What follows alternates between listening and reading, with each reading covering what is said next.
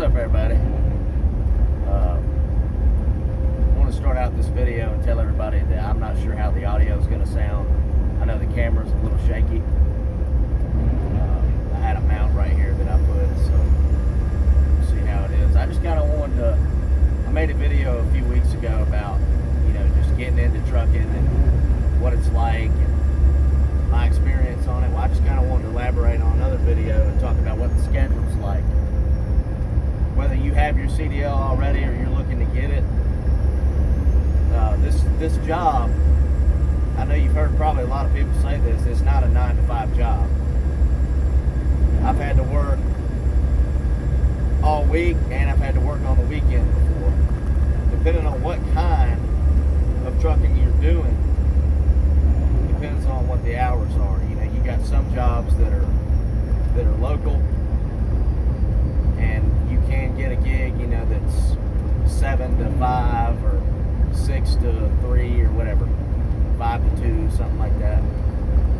As far as my experience on it, when you're running the road and you're getting paid by the mile, it's a little bit different than working an hourly wage in this profession. Mileage is real tough.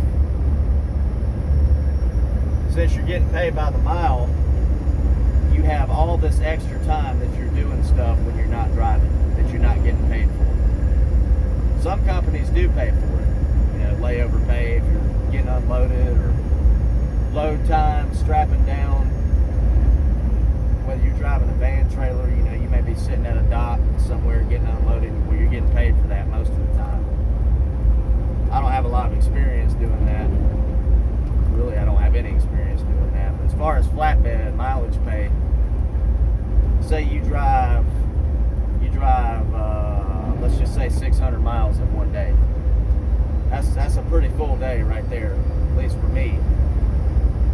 You're getting paid for all the miles that you drive. But let's say it takes you, let's just say it takes you 10 hours to do all that. Say you got 500 and something miles. Let's just ballpark it. It takes you probably 10 hours, 10 and a half hours to drive. Well, you can be on duty for a total of 14 hours. But you can only drive for 11 of those hours.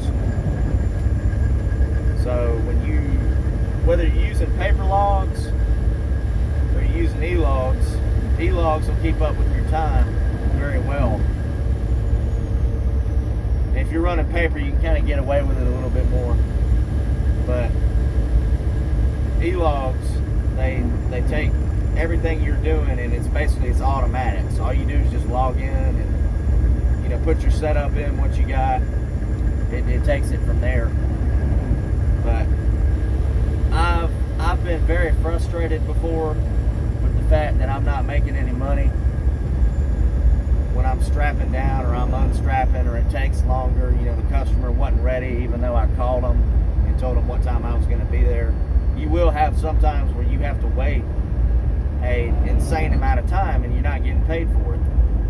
And that's the only really thing that's very frustrating about this industry, because you can't make up for that lost time no matter what you do.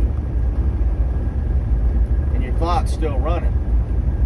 You may be on duty, but you can only be on duty for 14 hours, like I said. So if somebody is not ready for you, or they take too long, that's cutting into our time.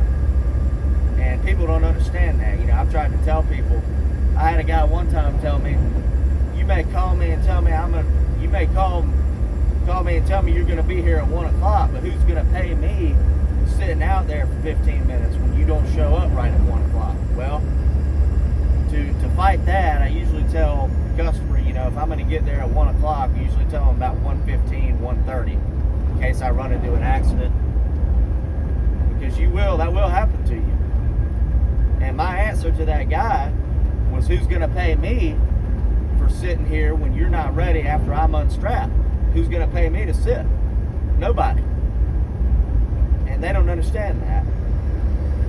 So you kind of have to be the one that kind of tells them how it is. And people don't like to be told how it is. Everybody's got got a job to do. And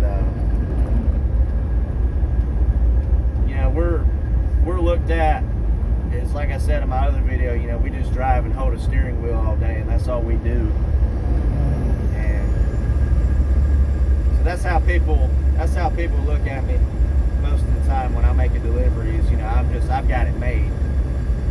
And I mean, I've worked one day, I've worked my full 14 hours, and I've clocked out of my e-log, and I've still worked time, you know, getting all my stuff out, getting back in my truck, or whether I'm sleeping in the back in the sleeper. All that time that you don't get back, that you're not getting paid for, that you're not getting to be at home, you're not getting to spend time with your family or your significant other, whatever. So it's tough, y'all. Especially, you know, I do a lot of local stuff, but I mean, for these over-the-road guys, you know what I'm talking about. You know, you can't get it back. You lose all that time, and it's tough. So I just kind of wanted to. The schedule is very weird. You know, 6:30 to kind of whenever, or 5:30, 4 o'clock in the morning, whatever time you start. And you kind of have to live it to see it. You know, I could talk about it all day long, but until you see it firsthand, it's hard to explain. But to kind of put some light on the situation,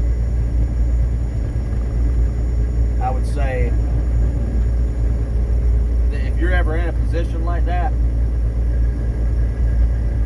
and you don't have time to do something, don't rush. Don't rush to try to get somewhere because you've lost that time. I mean, if you realize you're going to run out of time, you need to pull over and go ahead and call it a day, or call it a night. Because there's, like I said before, there's no sense in trying to rush it, you know, and putting yourself in danger or somebody else because of time. And coming from a job where I used to work 8 to 5 and starting this, it was very, very hard for me to get adjusted to it. You don't get a lot of sleep, guys. You're constantly thinking about, you know, what's going to happen the next day, where you're going to be, and what you're going to run into.